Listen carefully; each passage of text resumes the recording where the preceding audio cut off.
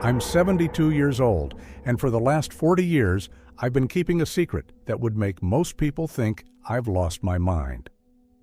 In October 1984, I shot and killed a creature, a dogman, deep in the Michigan woods during a hunting trip with my old friend, Roger. It wasn't a wolf. It wasn't a bear.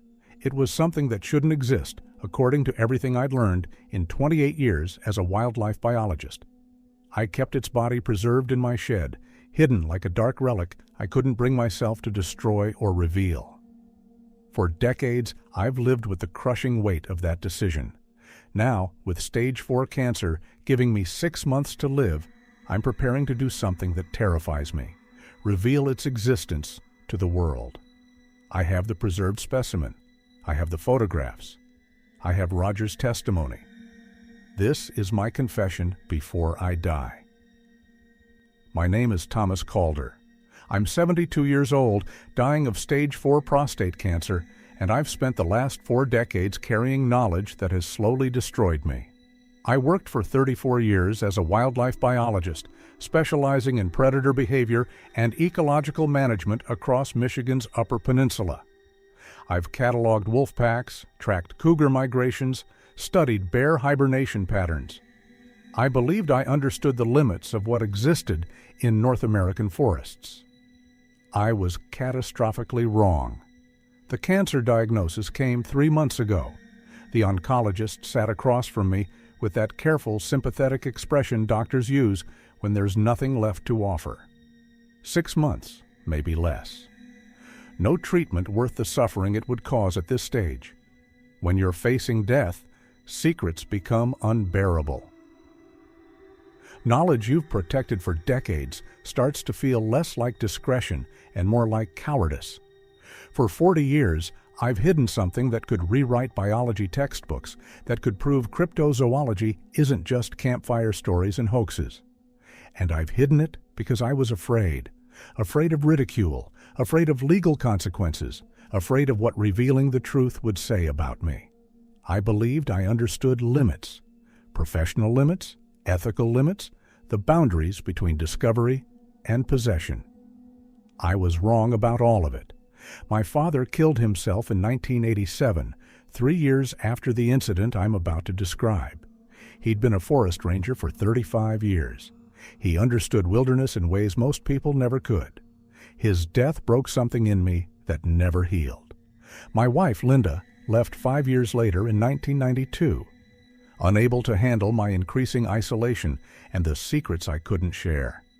I moved to a remote property after the divorce, 200 acres of dense forest, a small cabin, and a shed that became a tomb for something the world doesn't know exists. This is the story of how I became a killer and a keeper of impossible evidence. This is my attempt at confession before it's too late. October 14, 1984. Temperature approximately 42 degrees Fahrenheit, overcast sky, threatening rain. Roger Hendricks and I had been planning this hunting trip for months, a week-long expedition into a remote section of state forest about 60 miles northwest of Traverse City. Roger was my oldest friend. We'd served together in Vietnam, survived things we never talked about, and maintained a friendship built on shared silence and mutual understanding. He was 54 then, a mechanic by trade, a hunter by passion. He knew these woods as well as I did. We'd been tracking a large buck for 3 days when we found the first sign that something was wrong. The deer carcass was fresh, maybe 6 hours old, but the kill was wrong.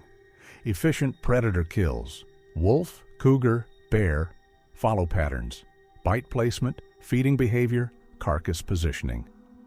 This didn't match anything in my experience.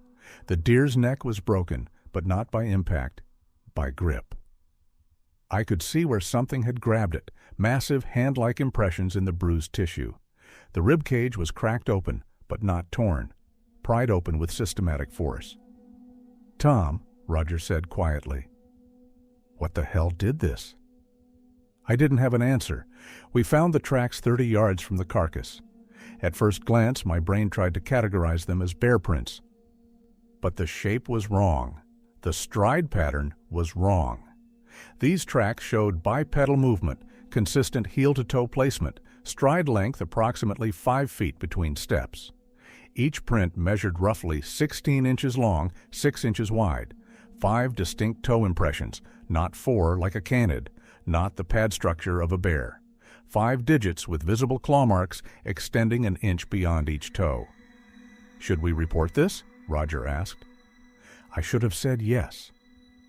In 28 years as a wildlife biologist, I'd never seen anything like this. Protocol demanded immediate documentation and reporting to state wildlife authorities. "Let's follow them," I said instead, "just to see what we're dealing with." That decision changed everything. We tracked for approximately 4 hours, moving deeper into forest rarely accessed by humans. The tracks remained consistent, bipedal, purposeful, moving with a direct bearing that suggested the creature knew exactly where it was going. Around 3:30 p.m. we heard it, a sound that made my blood freeze. Not a wolf howl, too deep, too structured, not a bear, wrong tonal quality entirely. It was vocalization with purpose, with meaning, communication, not just noise. Roger and I exchanged glances. Without speaking, we both checked our rifles, made sure rounds were chambered. We found it in a small clearing, partially concealed by fallen timber and dense undergrowth. At first, my brain simply refused to process what I was seeing. It was too large, too wrong, too impossible. The creature stood approximately 7 feet tall, bipedal, with a body structure that seemed to blend canine and primate anatomy in ways that shouldn't exist. The head was unmistakably wolf-like, elongated muzzle, pointed ears standing upright on top of the skull. But the skull itself was too domed, too large. The neck was thick, muscular, supporting that massive head on shoulders that were disturbingly human in proportion. The torso tapered from broad shoulders to a narrow waist. The legs were heavily muscled, built for upright movement, not quadrupedal running. The feet matched the tracks, 5 toes, opposable digit, structure suggesting both power and precision. But it was the hands that stopped my heart. Not paws. Hands. Elongated fingers covered in dark gray-brown fur, ending in sharp claws. But the bone structure was undeniable. 5 digits. Opposable thumb. Hands that could grip, manipulate, create. The creature was feeding on something, appeared to be a rabbit. It used those hands to hold the carcass, to tear meat with precision that spoke of intelligence, not just instinct. Roger raised his rifle. The movement was slight, but the creature's head snapped toward us immediately. Those ears rotated like radar dishes, focusing on our exact position. The eyes locked onto mine. Amber-colored, reflective in the dim forest light. Not animal eyes. There was something behind them, something that watched and understood and evaluated threat. "Don't move," I whispered. The creature stood slowly, rising to its full height. In that moment, I understood we'd made a terrible mistake. This wasn't a bear surprised while feeding. This wasn't a wolf defending territory. This was something intelligent, something aware of exactly what we were and what we represented. It took one step toward us, then another. Roger fired. The crack of the rifle shot echoed through the forest. The creature stumbled, roared, a sound that vibrated in my chest cavity, and charged. I pulled my trigger on reflex, then again, and again. The creature fell 15 feet from where we stood, blood spreading across the forest floor, its massive chest rising and falling in ragged, dying breaths. Roger and I stood frozen, rifles still raised, staring at what we'd just killed. "Jesus Christ," Roger whispered. "Tom, what the hell is that?" I had no answer. In 3 decades of wildlife biology, I'd never encountered anything close. This creature shouldn't exist. According to every taxonomy, every classification system, every understanding of North American fauna, this was impossible. But it was real, and it was dying in front of us. The creature's eyes found mine one last time. In those final moments, I saw something I'll never forget. Not just pain, not just fear. Understanding. It knew what was happening, knew it was dying. And there was something in that gaze that looked disturbingly like accusation. Then it stopped breathing. We should have left it there. Should have hiked out, contacted state wildlife authorities, reported exactly what happened. Any responsible biologist would have done that. Instead, I made a choice that would define the next 40 years of my life. "We need to take it," I said. Roger stared at me. "Tom, we can't just—" "Look at it, Roger. Really look at it. If we report this, what happens? Government takes it. Military maybe. It becomes classified, disappeared. And we become crazy people who shot something that doesn't exist. Or worse, we face charges for killing an unknown species." Roger's face was pale. "So what are you suggesting?" "We document it, preserve it, study it properly, and we decide later what to do with the information." What I didn't say, what I barely admitted to myself, was that I couldn't let this become someone else's specimen. Couldn't let this creature's existence become a circus, a media spectacle, a government secret buried in some facility where no one would ever know the truth. It took us 6 hours to move the body. We estimated the weight at approximately 320 pounds of pure muscle. We used a tarp, dragged it through forest to where we'd parked my truck, covered it with camping gear and tarps. During that entire process, Roger barely spoke. When we finally had the creature loaded, he looked at me with an expression I'd never seen before. "This is wrong, Tom. You know that, right?" "I know. But you're doing it anyway." "Yes." Roger shook his head slowly. "I was with you in Vietnam. I've seen you make hard calls. But this, I don't know if I can be part of this." "Then forget you saw it," I said. "Go home. Forget this ever happened." Roger was silent for a long moment. Finally, "You know I can't do that. You're my friend. And someone needs to make sure you don't lose your mind completely doing whatever the hell you're planning." That was the last hunting trip we ever took together. I spent 2 weeks researching preservation techniques for large mammalian specimens. I consulted taxidermy manuals, contacted preservation specialists under false pretenses, studied museum techniques for maintaining anatomical integrity. The shed behind my cabin became a laboratory and a tomb. I performed a full anatomical documentation before beginning preservation. Measurements, photographs from every angle, detailed notes on every unusual feature. Height, 7 feet, 2 inches, standing fully upright. Weight, 318 pounds. Arm span, 8 feet, 4 inches. Hands, 11 inches from wrist to longest fingertip with fully opposable thumb. Feet, 17 inches long, structured for bipedal movement with some quadrupedal capability. The skull was the most disturbing feature to examine closely. The cranial capacity was enormous, approximately 1,800 cubic centimeters, larger than average human skull capacity of 1,400 stayak. This suggested brain size and complexity beyond any known North American predator. The teeth were a mix of characteristics, sharp canines for tearing but also molars structured for grinding. Omnivorous dentition, not pure carnivore. I collected tissue samples, hair follicles, blood, bone marrow. I stored them in my freezer in unmarked containers, terrified someone would ask questions I couldn't answer. The preservation process itself took 3 days of intensive work. I used a combination of formaldehyde and glycerin, injecting it systematically throughout the body to prevent decay.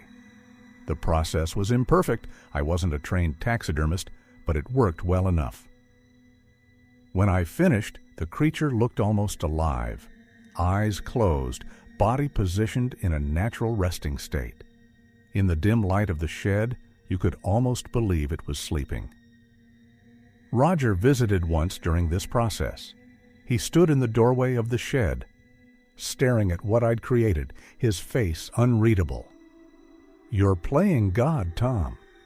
I'm preserving evidence. Evidence you're never going to share. So what's the point?" I didn't have an answer then. I'm not sure I have one now. The first year was the hardest. I'd wake up every morning convinced this was the day everything would unravel, that somehow authorities would find out, that Roger would break his silence, that my carefully constructed lie would collapse. I told people I was working on a long-term research project, that the shed was my private workspace. Most people accepted this without question. Wildlife biologists are expected to be eccentric, isolated, obsessive about their work. My relationship with Linda deteriorated rapidly. She wanted to know why I spent hours in the shed every evening, why I'd become secretive, withdrawn, distant. I couldn't tell her the truth, and the lies created a wall between us that eventually became insurmountable. We divorced in 1992. She took half of everything except the property. She didn't want the isolation, the forest, the shed. I was relieved. Roger and I maintained contact, but the friendship was fundamentally changed. We'd meet for coffee occasionally, talk about surface-level things, weather, work, local news. But the elephant in the room, or rather in my shed, was always there. "You still keeping it?" he'd ask every few months. "Yes." "You planning to do anything with it?" "I don't know." "Tom, this is eating you alive." He was right, of course, but I couldn't let it go. I sent the tissue samples to 3 different genetics laboratories using false information about where I'd obtained them. The results came back between 1986 and 1987. Lab 1, sample shows contamination, mixture of Canis lupus, gray wolf, DNA, and primate markers, likely from handling contamination, unable to provide definitive analysis. Lab 2 refused to continue analysis. Returned samples with brief note. Inconsistent results suggest sample degradation or contamination, cannot verify species. Lab 3. This one haunted me. Dr. Sarah Nakamura, a geneticist at University of Michigan, called me personally. "Mr. Calder, I need to discuss your sample results. The genome sequencing shows something I've never encountered. Approximately 58% Canis lupus, 27% great ape markers, closest to pan troglodytes, common chimpanzee, and 15% genetic material that doesn't match anything in our database." My heart was hammering. "What does that mean?" "It means this sample represents either the most sophisticated genetic fraud I've encountered or," she paused, "or something that shouldn't exist according to current taxonomy. Mr. Calder, where exactly did you obtain this specimen?" I hung up. Never responded to her follow-up calls or letters, but I kept the lab results, filed them with the photographs, the measurements, the documentation that someday might prove I wasn't insane.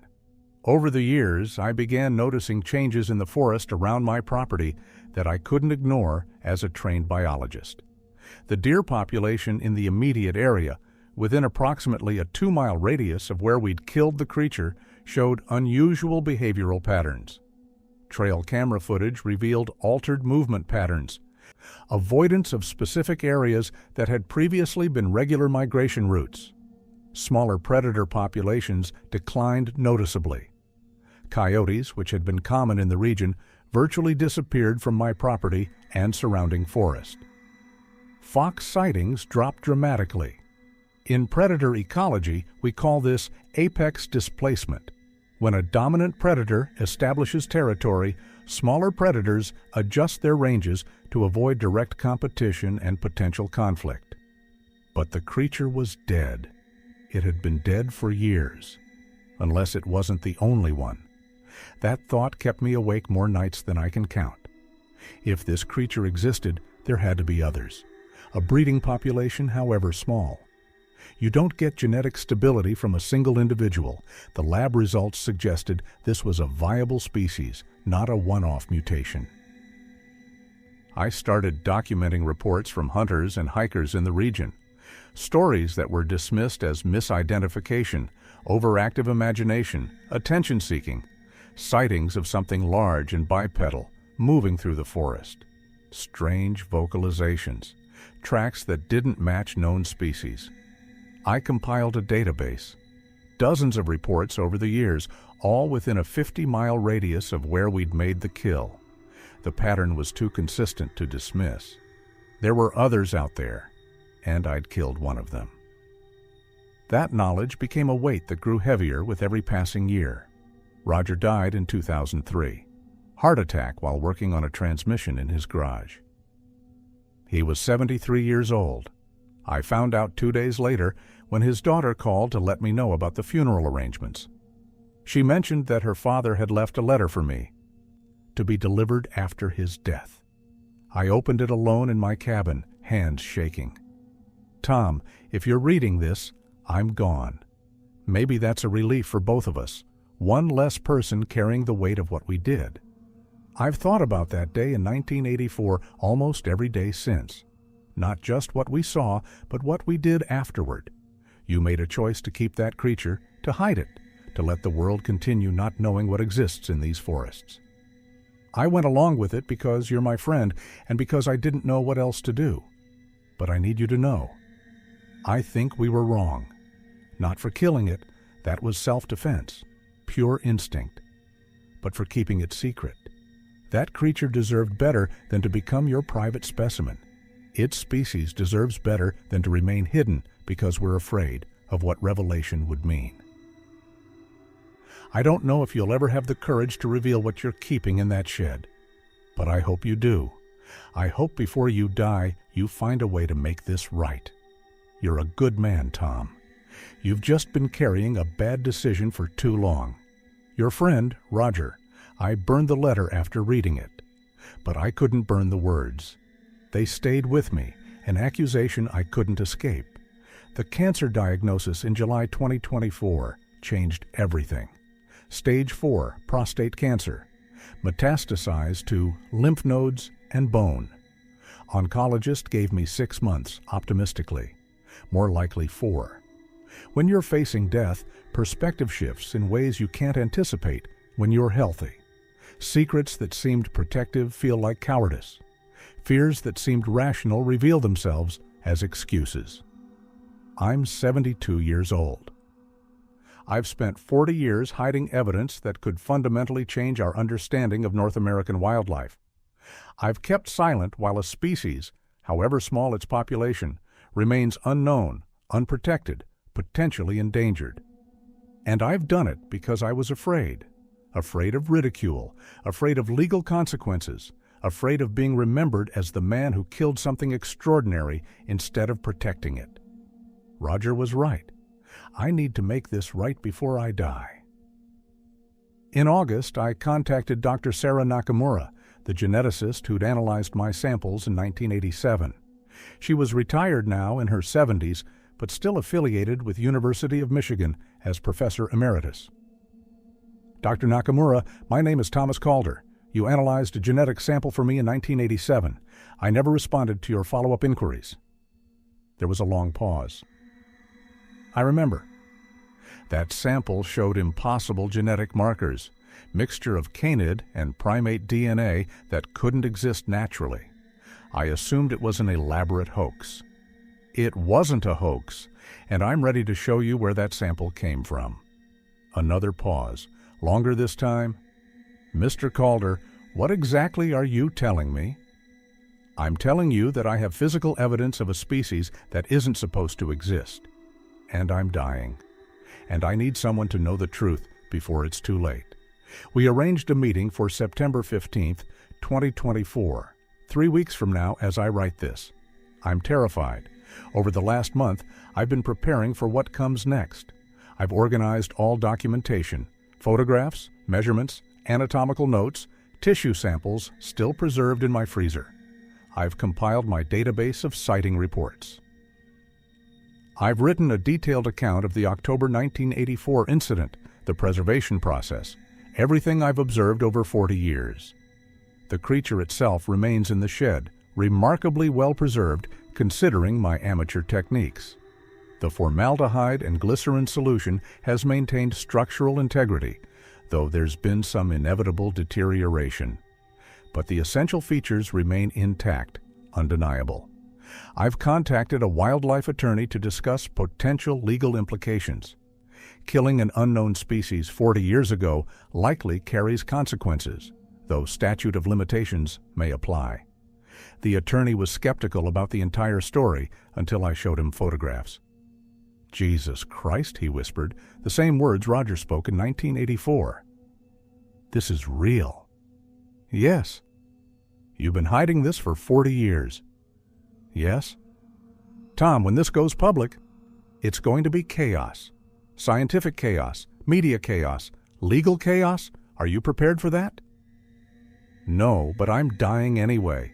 At least this way, the creature's existence won't die with me." I've also written letters to scientific institutions, media contacts, cryptozoology researchers. I'll send them all simultaneously when Dr. Nakamura confirms what I have. There will be accusations, skepticism, demands for verification, questions about why I waited so long, why I didn't report this immediately, what right I had to make this decision alone. I don't have good answers. I only have the truth. I was afraid, and that fear made me a thief of knowledge that belonged to the world. Dr. Nakamura arrived yesterday, September 15th, 2024. A day I'll remember for however long I have left. She came with 2 colleagues, a wildlife biologist and a forensic specialist. All 3 had signed non-disclosure agreements, agreeing not to reveal what they witnessed until I gave explicit permission. I led them to the shed. I've imagined this moment thousands of times over 40 years. Imagined the reactions, the disbelief, the questions. Reality was somehow both exactly what I expected and completely different. Dr. Nakamura stood frozen for nearly a full minute, staring at the preserved creature.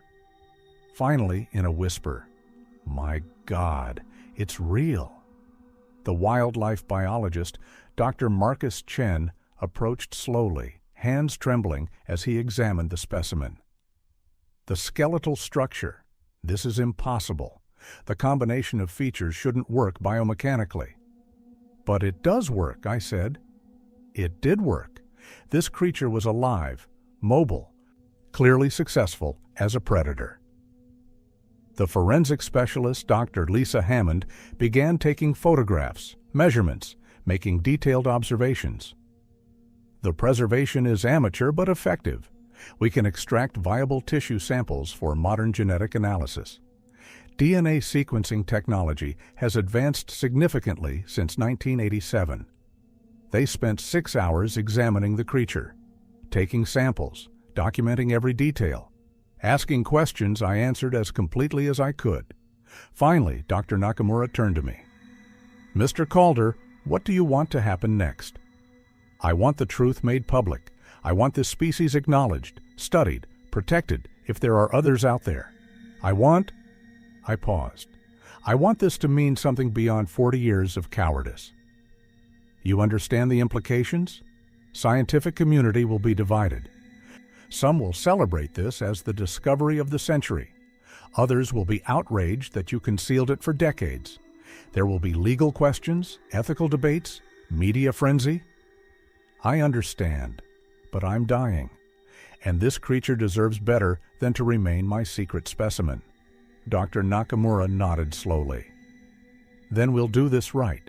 Full genetic analysis, anatomical study, peer-reviewed documentation. We'll present evidence that can't be dismissed or debunked, and we'll make sure your name is attached to this discovery, for better or worse."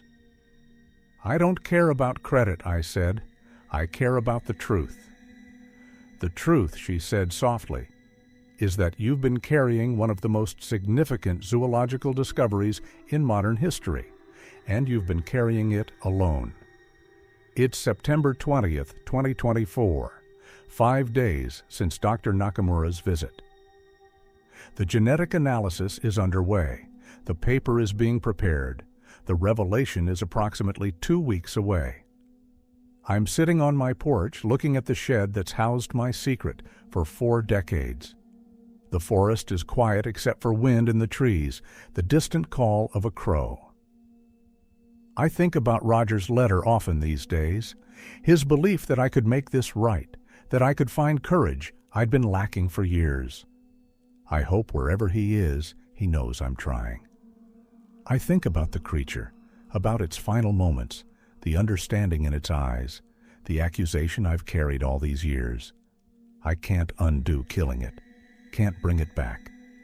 But I can make its death mean something, can ensure its species is known, studied, potentially protected. The cancer is progressing faster than doctors predicted. Pain is becoming difficult to manage. Even with medication, I have weeks, not months. Timing this revelation became urgent. I need to be alive to answer questions, to provide context, to take responsibility for 40 years of secrecy. My nephew David will inherit this property. I've prepared documentation explaining everything, justifying nothing. He'll decide what happens to the shed, the equipment, the space that became a shrine to my fear and guilt. Sometimes at night, I still hear sounds from the forest. Vocalizations too structured to be random wolf howls, too deep to be any known predator. I tell myself it's imagination, illness, wishful thinking. But part of me wonders if there are others out there. If the creature I killed in 1984 was part of a breeding population that still survives in Michigan's remote forests. If my revelation might help protect what remains of this impossible species, the paper will be published in 3 weeks. Dr. Nakamura promises it will be peer-reviewed, thoroughly documented, backed by genetic evidence that can't be dismissed. I've thought a lot about what I've learned over 40 years of carrying this secret. First, discovery doesn't equal ownership. Finding something extraordinary doesn't give you the right to hide it, to decide alone what the world should know. I made that decision in 1984, and it was wrong. The creature's existence belonged to humanity's knowledge, not to my private collection. Second, fear is a poor foundation for ethical choices. I kept this secret because I was afraid of ridicule, consequences, loss of reputation. Fear made me a thief of knowledge, a hoarder of evidence that could have advanced our understanding of North American biodiversity decades ago. Third, intelligence demands respect, even across species. That creature understood what was happening when it died, understood what Roger and I were. Its cognitive capacity deserved acknowledgement, not preservation as a curiosity in my shed. The genetic results confirm what I suspected. This was a stable species, not a hybrid or mutation. Population genetics suggest a small but viable breeding population, probably isolated in remote wilderness areas, successfully avoiding human detection for thousands of years. By keeping silent for 40 years, I may have prevented protection efforts that could have helped ensure this species' survival. That knowledge haunts me more than anything else. If there are others out there, and I believe there are, they're intelligent enough to hide, to avoid humans, to survive in the spaces we've forgotten exist. They're also vulnerable to habitat loss, climate change, human encroachment, all the pressures that threaten wildlife globally. My revelation comes too late to undo 40 years of silence, but maybe not too late to make a difference for whatever population remains. I don't expect forgiveness. I don't expect understanding. I expect exactly what I deserve. To be remembered as the man who killed something extraordinary and hid it for 4 decades because he was afraid. But at least now, the creature won't remain hidden. At least its species will be known. I hear it sometimes, late at night, when pain and medication blur reality. That deep, structured vocalization echoing through the forest. A sound that shouldn't exist according to everything we thought we knew. The wilderness holds secrets. Some have teeth and hands and intelligence we're only beginning to understand. Some have survived for thousands of years by staying hidden from the species that dominates the planet. And some of those secrets, even when revealed, we'll wish we'd handled better. The snow's falling outside my window now. Same forests where Roger and I hunted 40 years ago. Same silence. Same weight of choices I can't undo. But at least now the truth will outlive me. That's not redemption, but it's something.